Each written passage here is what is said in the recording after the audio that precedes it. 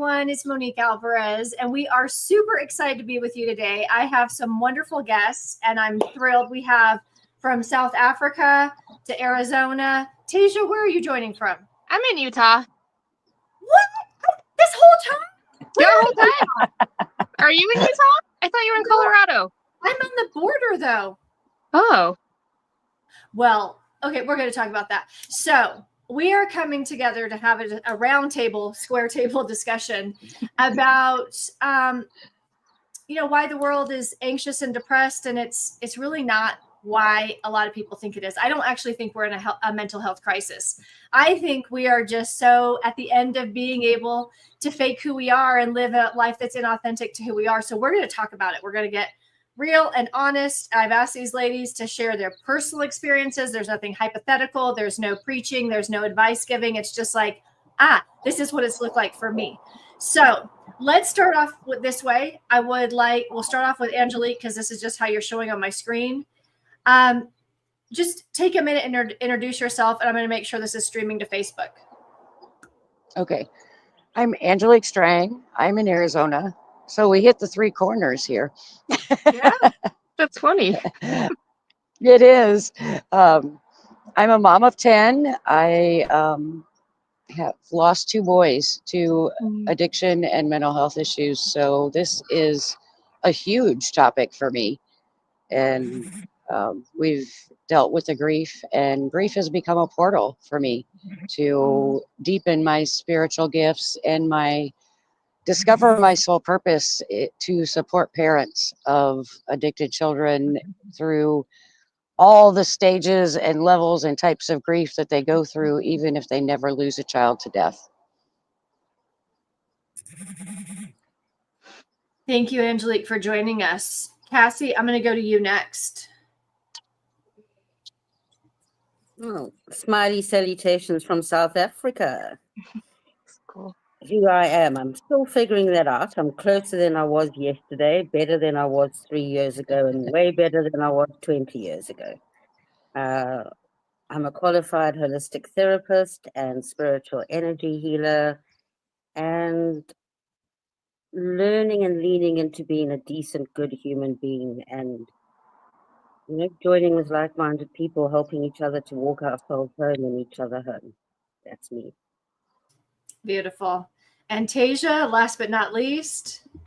So I can call myself an intuitive luminary, and what that for me is prodding around in the dark and the things that are not easy to see to help people heal the darkest parts of themselves that feel the most resistant to love. And I feel like my time has come. Oh, has it come? Yes. And, this is going to be the first of many. And I find it so interesting because Angelique and Tasia, you have line 5 in your profile like I do. And Cassie has basically the same exact profile as my husband, Derek. So it's very interesting, a lot of familiar. So Tasia, where in Utah now? Do you want to tell me privately the exact place, or do you want to say it in front of everybody? Oh, sure. I can share. I'm in Clearfield, which is about 35 minutes north of downtown Salt Lake. It's really close to the Air Force Base, if you know where that is. I do. I have a huge love affair with Salt Lake, and so we're not far from each other, actually. I drove through where you live not long ago. Oh, wow. Well, this is a place where there's no right or wrong answers. There's only your experience. And this is what I'm excited about in terms of these conversations, is because there is no right or wrong. What we're all figuring out is what is me, what is us. I did a post on social media today, and I was talking about how this is what it's about now. It isn't like, can I emulate someone else? Can I adapt to this? It's about, can I own fully who I am, what this means to me, what my life is, what I want it to be about, what I want to do with this time that I have. So me, we're just going to dive right in. We're not going to tiptoe, splash around the kiddie pool. So I would love for each of you to share a time or an area of your life when you realized this isn't me at all. Oh my gosh, I did what they said to do, or I followed in somebody else's footsteps. Was it a relationship? Was it career? Was it religion, what is a thing that you realized wasn't aligned to you, and what did you do about it? So, Angelique, we're going to start with you. Okay. All right. The first thing that comes to mind is when I chose to no longer be a victim of abuse. I am a disruptor. I'm a 5'1", and I was the rebellious kid and the black sheep and the one that spoke my mind and argued. My dad used to tell me I would argue that the sky was blue. But then after spending decades in abusive relationships, I was not that anymore. I didn't speak up for myself. I didn't stand in my power. I didn't say this is wrong enough. I waited too long because I thought I could fix these men. And when I finally stepped out and realized, I have to step out of this victim mentality and figure out who I am as an adult. And that has made a huge difference because I like shock value and I see things that are wrong that need to be shaken up and blown up, And if we don't speak out, then that's not going to happen. So true. So true. Thank you, Angelique, for sharing that. Cassie, what about you? Okay, can I lean into my human design? Will you ask me a question? Ask me the question. That would be great. Yeah. So when did you realize there was an area of your life that wasn't you at all? You realized I was following somebody else's plan or footsteps, or even if you just got slightly off, you realized this is not me. It could have been a relationship, a career, a religion, anything. I think losing my mind was a pretty good indicator. I had a complete mental and nervous breakdown in psychotic growth. I spent the first 20 to 30 years of my life trying to be everything I wasn't. Trying to get the normal job, have the normal relationship, wear the normal clothes. And my internal world and my external world just were totally disconnected. And I literally had a psychotic break, lost 70% of my memory, and had to start the journey of figuring out actually who am I, and it's safe to be here. And I get to choose how I live the rest of my days moving forward. And that comes from a background of being labeled with so many mental health challenges. You put into boxes, you are this, because of this, from this, therefore, this explains everything. And when you discover that, not quite. It is literally my version of reality is that uniquely mine, and forcing myself to show up in a way that isn't in alignment, doesn't feel good. It's kind of like being in a pinball machine and you keep scratching your head and you're not getting anywhere, you do the same thing again and again and again, and eventually, thankfully, life goes, yeah, you're going to stop and recalibrate, see the truth and own it. So I think that would be my first, because it's a journey. That was my first indication. I think that what you said, it shows us that sooner or later our whole system, our mind, body, and spirit will shut down when we keep going against who we are. And it's like I'm guessing when that happened to you, it felt like an absolute devastating thing. But at the same time, it was like we can't relief in a one way, right? We can't let you keep going down this way. It's not who you are. It's not going to work. Yeah. Thank you for sharing that. Challenging, but liberating. Yes. Liberating. Yep. All right. Tasia, what about you? So there's been a lot, but one that really stands out was in 2012, and it was around the time when the Mayan calendar ended. And I remember that thinking that the world's not really going to end, but it was like my life kind of did grind to a halt. I had this certain type of luck that just stopped working. And I had a really hard time like getting a job. And at the time I was working in the stock market, and like I had managed to keep a job in the stock market through the Great Recession.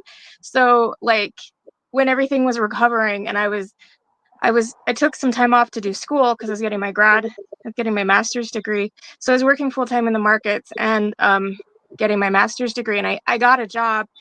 And everyone was so impressed because they're like, you're doing grad school and you're like, you have your license and you've been doing this for this long. And like, I had this polished image when I started the job, and it's just like everything started to fall apart, and it was not a gradual unwinding. And by the time I finished school, I was just like so brokenhearted and just like so downtrodden. And I was just like, everything that I was told I needed to do to succeed hasn't worked. Like I got this education, I got the job, I got the condo.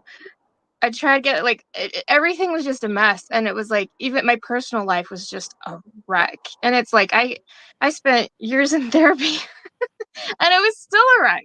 And I was just like, I'm out of here. So I actually tried to unalive myself. And I was in the hospital for a while, which further compounded the problems I was already having financially. And like my whole life completely unraveled. And so for a long time, I just gave up. Like I didn't have the will in me to muster and keep trying to fight. And all of that was being inauthentic, but it was so deeply ingrained that I didn't know that, like, I didn't even know I was being inauthentic because it was so deeply ingrained that the inauthenticity felt like me. And the only thing was that I was just so miserable. And like I said, I was in therapy and I was still struggling, and I was still in the hospital for mental health issues despite spending thousands of dollars on top rated therapists and medicines and psychiatrists and all of it. New age, it wasn't really coaching, but I did go with some new age healing modalities. Nothing was scraping it. And it's taken me a long time, like 10 years, to kind of get back to the basics and realize I don't have to be ashamed of myself. I don't have to be ashamed for what I've been through. And because I've been inauthentic my whole life doesn't mean that I'm committed to continuing the inauthenticity. And so it's been like a slow journey. It feels slow, but I guess like considering how long I spent being so massively inauthentic, it's actually been moving pretty quick. But there are days when I'm just like, it feels like nothing's happening. But that's the nature of healing and growth. Sometimes you're growing the most when you're just letting things move in a natural, organic manner. Yeah. You said so many things. And, I definitely stirred up a shitstorm on social media when I was like, therapy is not working and it's outdated. But it's for this reason is, if therapy is working, how can people go to therapy for 10, 20 years and they're still not feeling right? Their life isn't working. And it's because of what you said. And I think you said it so beautifully. It was so deeply ingrained that it felt authentic to me. Like we have to first even get to the point where we realize, oh shit, this isn't even me. This wasn't even my idea. This is not how I'm built. And I just want to say for people like who, getting an education and getting a job and like following that path, it doesn't work for you. It's because it's not meant to work for you, right? I feel like every single person who's actually here to help our society evolve, they cannot and will not be successful in that. Because if we were successful in that, we'd never get our job done. We'd never come back and go, oh, we're supposed to help with a new way. No wonder I couldn't work with the old way, right? But it kind of sucks too, because you're like, but I did the 1, 2, 3 like everybody else. And they got all of the exterior validation, right? Because who doesn't love exterior validation? I mean, everybody, it feels good when you make the income and you have the big house and you check off the list and you do all of the things that are on that checklist. It feels, yeah. And it feels really shitty when everybody else can hit it and then you can't. It's like, what the heck, right? We're doing the same things. Yeah, I think there's been several times in my life when I've had these aha moments. And one of them was Derek and I were living in San Diego in 2011, and we started our business in 2009. It was going well. We were getting these bigger clients. I was going to the fancy networking events in Little Italy, and all the hoity-toities were working with us, and everything on the outside looked great. It was like, this is what we wanted. We're doing it. And I remember there was a Whole Foods at the top of the hill that we lived right downtown in Gaslamp. And I was walking to the Whole Foods. I'm dragging my little shopping basket behind me, and I just break down in tears. And I was like, I don't want this, actually. I don't want this. And I turned around, I walked back, and I walked into our loft in the beautiful downtown. And I said, Derek, let's sell everything and move to Albania. And he was like, I remember he was sitting at the computer and he just stopped. When? And I was like, now.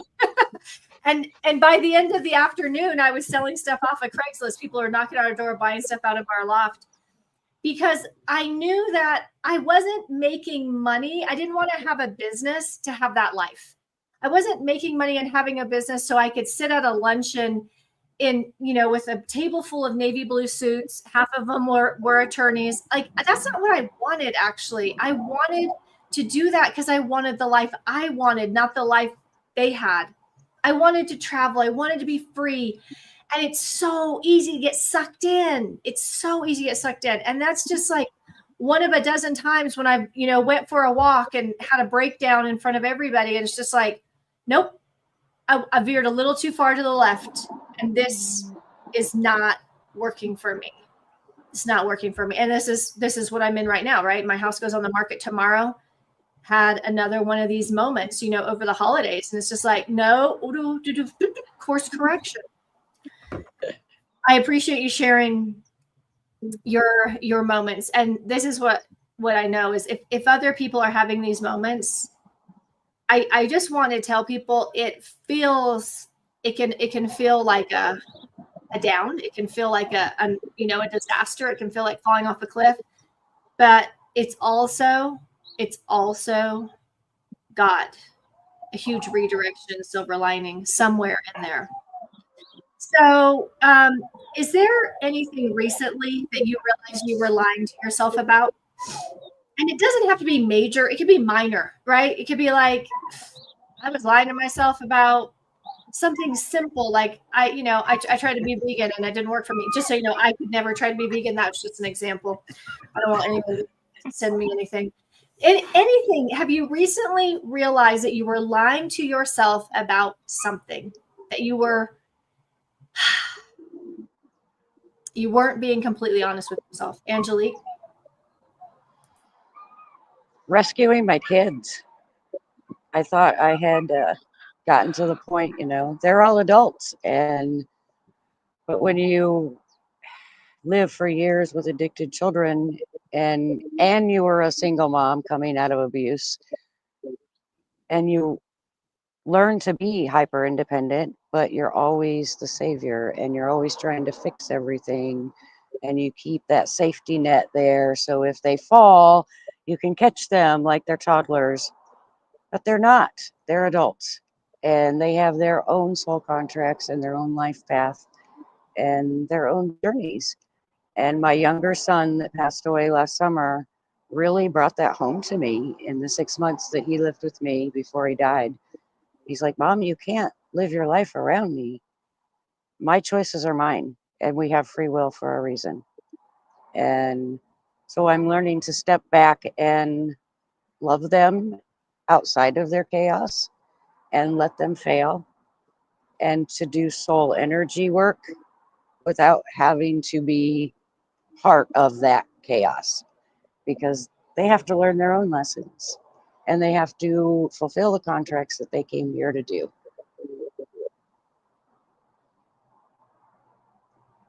That's a big one as a mom. Mhm. Yeah, it's hard. It took me 57 years. Yeah, because it looks like love. It looks like love. Yeah. Mm. And Cassie, it's what the about? same kind of mindset of being in abusive relationships. I thought I could fix them. If I just loved them more, if I did more, I could fix them. But they're not broken. They just have to make their own choices. Yes.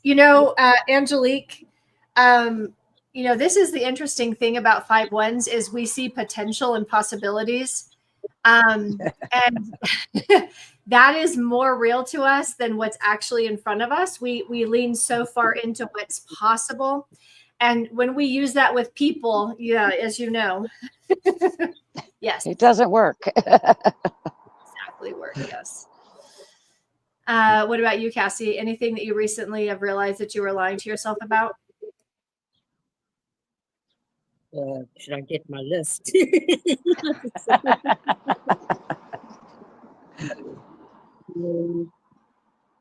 Lots of little things, and then getting comfortable with looking more closely at big things. Little things. Yes, I'm going to start a morning routine, and I'm going to get up at this time, and I'm going to do this exercise, and then I'm going to meditate, and then I'm going to eat healthy, and I'm not going to chug coffee, and I'm going to wow, and please, really, you've known yourself for 53 years. Is that going to happen? No. So it's now my waiting routine. So I remove the pressure of having to get up and lying to myself that I'm going to spring out of bed at some ridiculous hour of the day like everyone else. And no, I don't like mornings. So I'm lying to myself. It's never going to happen. I'm creating pressure. I'm shouldn't realizing it. It's like, no, stop it. So that was so good. I gave myself permission to create a happy, vibrant, daily routine. And that was a big honest thing. Who are you? You want to see something. What is going to support me with my personality, with my profile, so that I'm leaning into winning and not failing. And doing small things to keep going instead of setting myself up to lose. Yeah. I think this is a huge one. I say it all the time in my trainings. Everything works. Getting up early works. Getting up late works. Staying up late works. Going to bed early works. Being a vegan works. Not being a vegan works. Doing events works. Not doing events works. Doing sales calls works. Not doing sales calls. Everything works.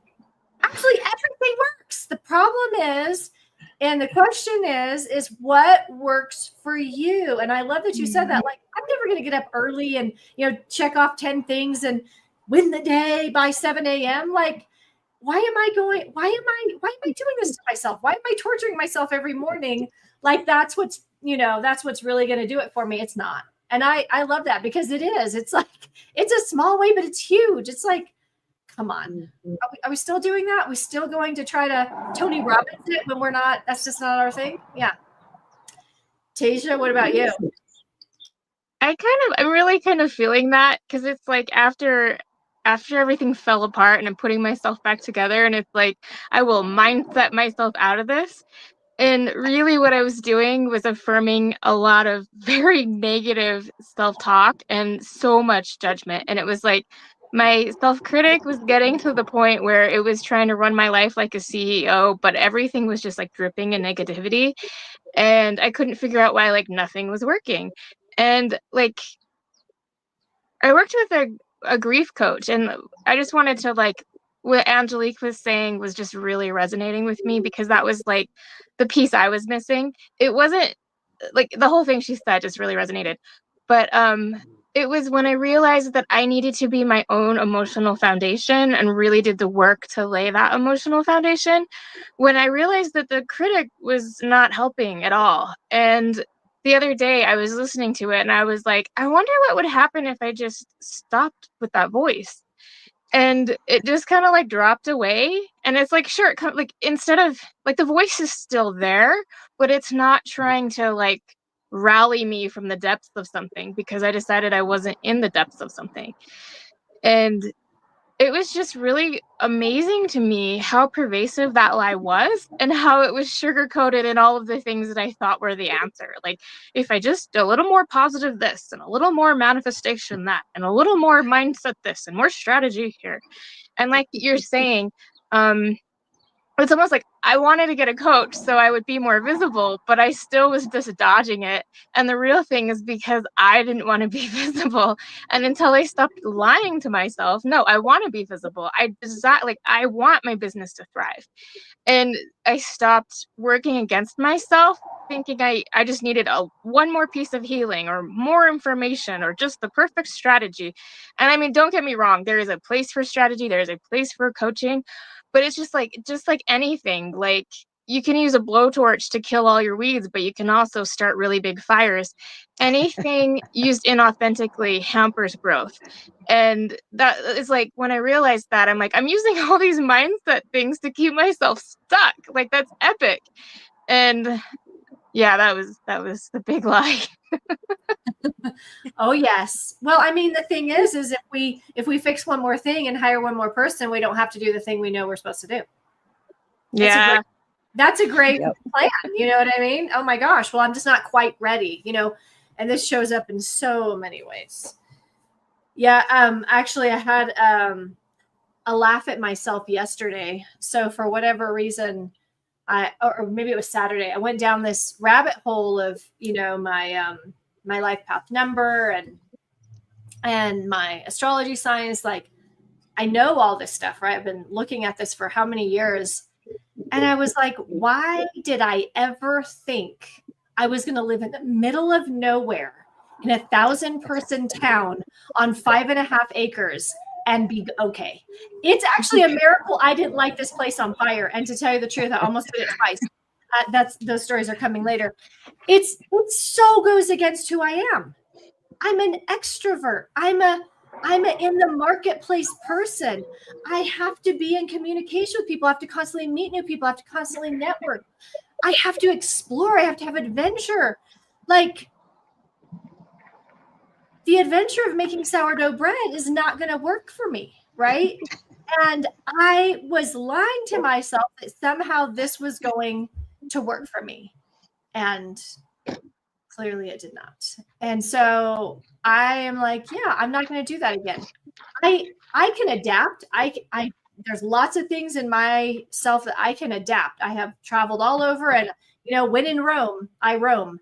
But there's also a lot of things I go, yeah, I can't do that long term. Doing these things long term, isolating myself long term is not a good thing. So that's been, you know, a recent aha moment for me. Okay, so we're going to do one more question. What is something right now, this is a current thing, that you're embracing, that you know is so you, and maybe it's new, maybe it's old, maybe it's revisiting it, but what's something that's so you right now that you're fully embracing? It can be big or small, where you're like, this is who I am, and this is what I enjoy, this is what I'm meant to do, whatever it is, and I'm not going to pretend it's not, you know, I'm not going to dodge it anymore. I'm not going to deny it. What's something that you're fully embracing right now about yourself? Angelique, let's start with you.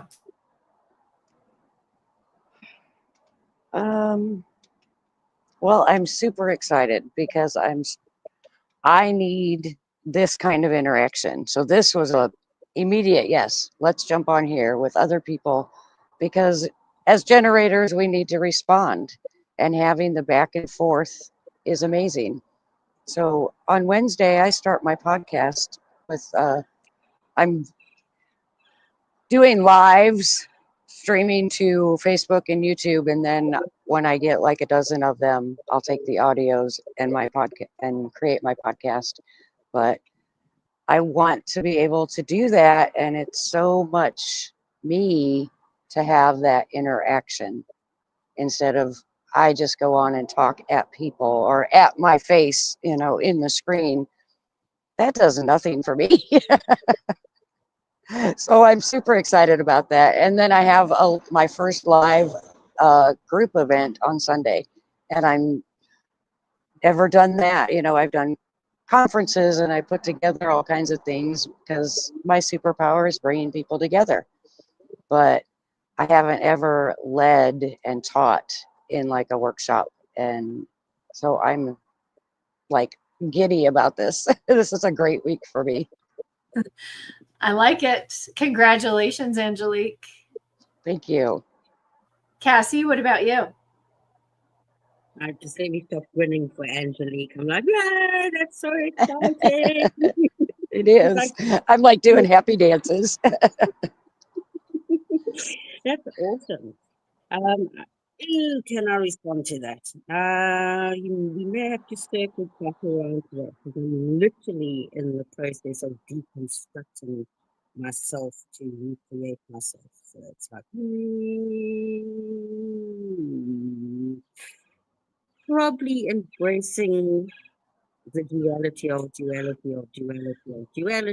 complexity, which is being a full-on weird, woo-woo, timeline traveling, unicorn loving creature who's an absolute organizational clean freak, germaphobe, and likes everything zen tidy whilst living in a market environment and loving chaos. So embracing that right now. I like it. Yay!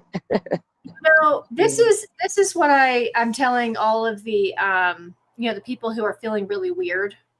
And they're like, I feel like I have to come out and be my fully weird self. I'm like, there's not a better time to be unhinged. There's not a better time to go, I'm this and I'm this, and I actually bring those together. This is where they meet. There really isn't a better time. I think the surest way to fail right now is to tone yourself down, to make yourself palatable, to make yourself more pleasing in your own mind. I think that is the worst thing anyone can do right now. The people who are willing to go to 10, like beyond 10, full out madness, are the only ones I think who are really going to make it to the end of the year. So I'm loving it, embracing it. Tasia, what about you? I'm gonna be in that bandwagon of being a little unhinged.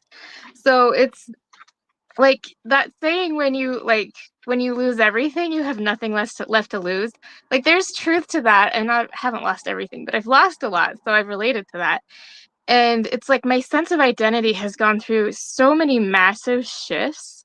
And for a long time, my goal was to be likable, and I couldn't figure out why I wasn't likable. And it just tore me up because I love people. Why can't I get love back?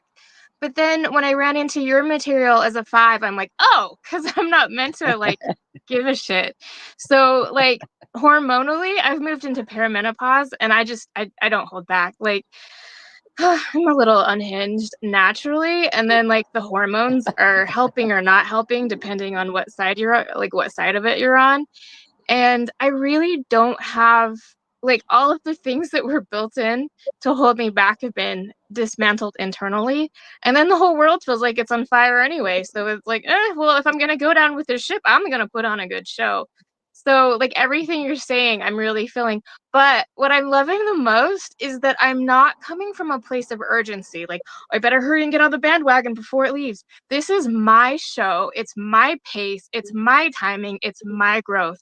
And I think it's really important. When I was starting my healing journey, I'm a big gardener, and I grew these tomato plants, and they were incredibly scrappy, but I didn't know. I thought they were growing fast. I was so excited because I had these tall tomato plants, and I was like, I'm gonna have a forest of tomato plants. And I put them outside, and they got in the sun and the wind, and they just shriveled up and died that day. And I was so heartbroken, and I'm like, what happened to my tomato plants? And I realized that they were leggy. They were grown in they didn't have enough light, they didn't have enough of what they needed. And so when they were forced to grow, they didn't have good solid stem plant cells that make strong solid. And I related to that in so many ways. And I'm like, I'm gonna be an oak tree. I'm an oak tree. I am not a leggy tomato plant. I am an oak tree. And that's kind of been my plant mantra. And so it's I I know that I'm like, there's times when that critic comes back and he's like, move faster, go faster. And I'm like, nope, we're moving at the oak tree pace, not the leggy tomato plant pace. So that's what I'm embracing. I love it. And you said it. It's, everyone, this is your own show. You're the star of your own show. This is your stage. It's your thing. You write the script, you produce it, you act it, it's all you. It's all according to you, actually. And either that's, initially terrifying or exciting or all the above, but that's the truth. So I think it goes without saying what I'm doing right now is moving and doing, doing all the things.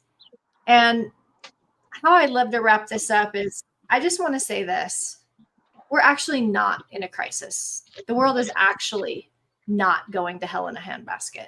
People are not actually depressed or anxious in the way that we think they are. What we're all doing is we are all getting to that place where we're ready to be real and honest. Yeah. We're all at this place where we go, you know what, maybe what we did before wasn't really working for us. Maybe it wasn't really us. Maybe we don't want to actually continue with this any longer. And it can look like a total unraveling. It can look like a reset. It can look like a 2x4 upside the forehead. It can look like landing in the hospital. It can look like a breakdown. It can look like a divorce. It can look like a bankruptcy. It can look like a lot of things. But I just want to state for the record, it's really I love The it. alarms are ringing for what you're going to say next. We're on our paths. Yeah. This is actually how it's supposed to look. And this is the way it looks when we're growing, when we're evolving, when we're dropping things and returning back to ourselves. So thank you, ladies, so much for being here, for sharing your personal story, your aha moments, your raw, real ups and downs. These are the conversations that help us see ourselves and others and to remember, oh yeah, this is what it looks like. Until next time, just go freaking unhinged. Just go all out. Go ahead. Thanks, ladies. Thanks, Monique. Bye. Um, Thank you.